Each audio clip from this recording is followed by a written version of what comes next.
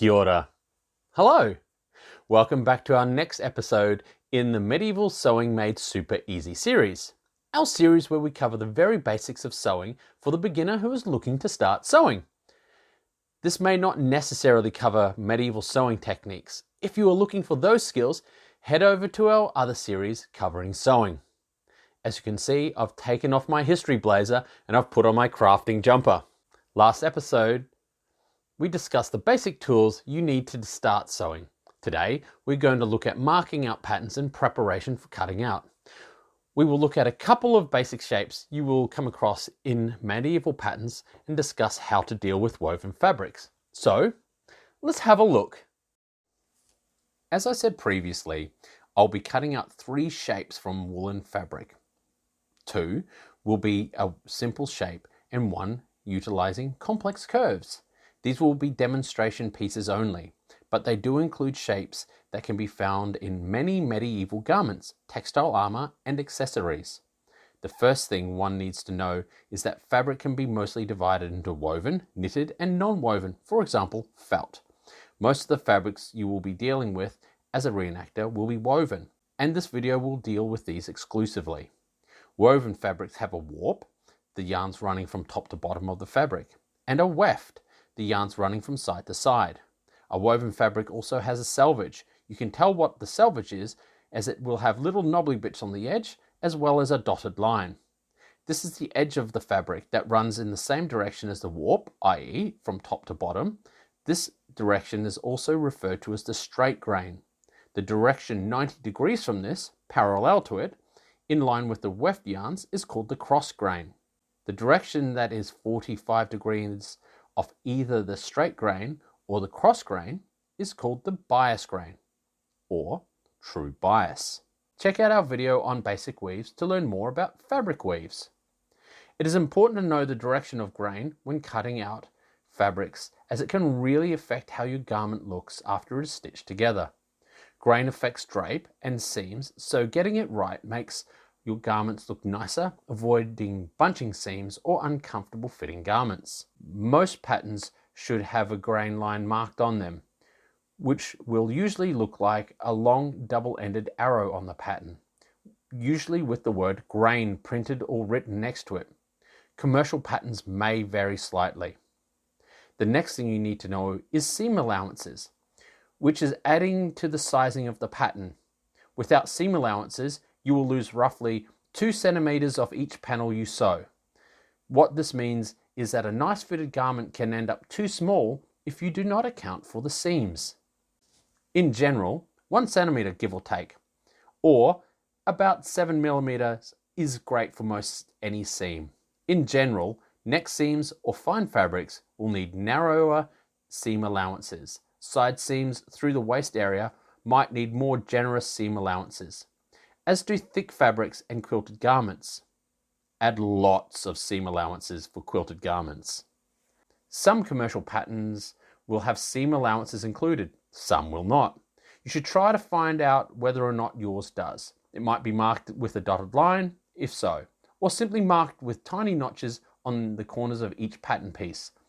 In this case, you can either place your pattern directly down onto your fabric, being careful to match the grain lines, and either draw around them with a chalk pencil before cutting along the chalk lines, or if they are printed on thin paper, simply pin them on the fabric and cut around them while they are pinned down. If your pattern does not include seam allowances, you will need to add some. As I have said, a good general guide is 1 centimeter. This is reasonable for most medieval reproduction garments, depending on context of course. An accurate way to do this is to use a ruler and some chalk measure and mark around your pattern at a consistent distance. This is a bit time consuming, and you might be able to speed up the process by using one of the tools available online. Or you could perhaps fashion a guide from something like a popsicle stick or a chalk pencil or similar. You may want to add lines or knots to show the width of your seam allowances to avoid any confusion when you are sewing. So, let's have a look at our demo pattern pieces. Here, I have a square.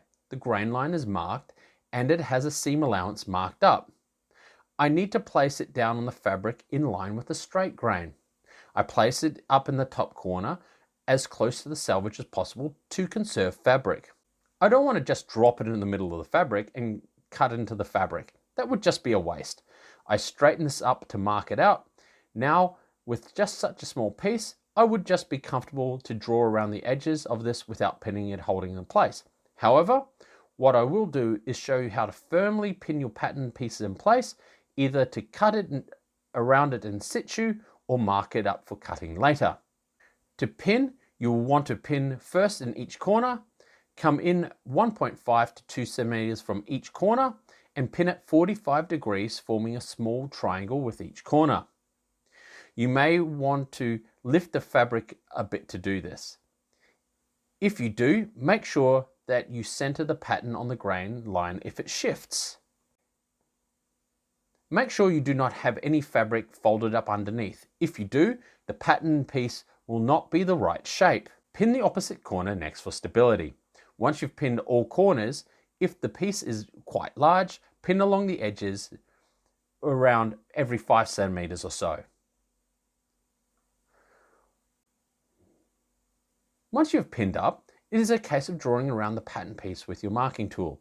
Here I'm using a nice sharp Conti pencil. Take your time to mark up.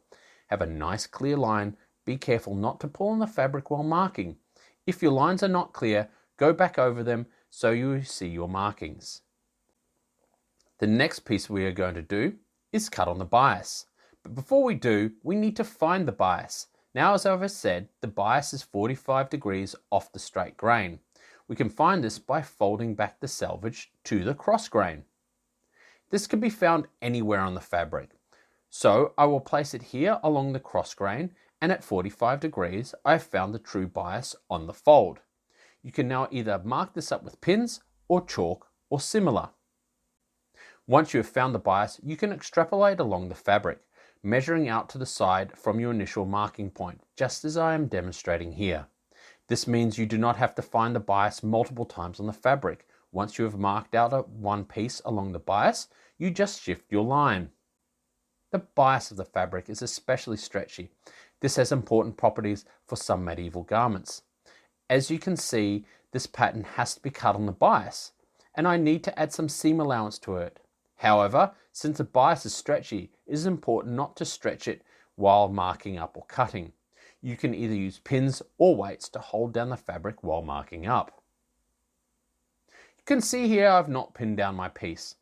This is because it is a small piece and I'm very confident in my skills. I would strongly suggest that you do, at least while you're starting. To mark up, I simply measure out 1 centimeter from the edge of the pattern and place a mark. I do this at regular intervals. Join your marks up with a solid line. Now, because this is a straight line, I can use my ruler to rule a straight line, using these markings as a guide, making sure not to distort the fabric as I do. I will go around the whole piece doing the same, keeping the fabric stabilized the whole time.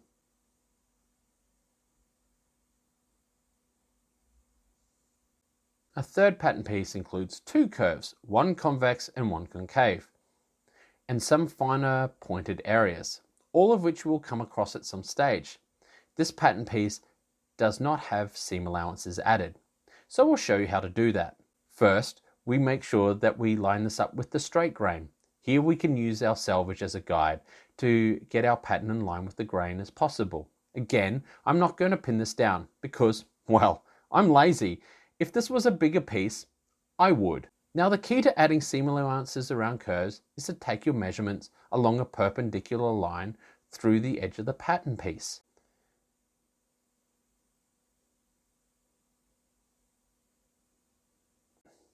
The same goes for adding seam allowances to fine points.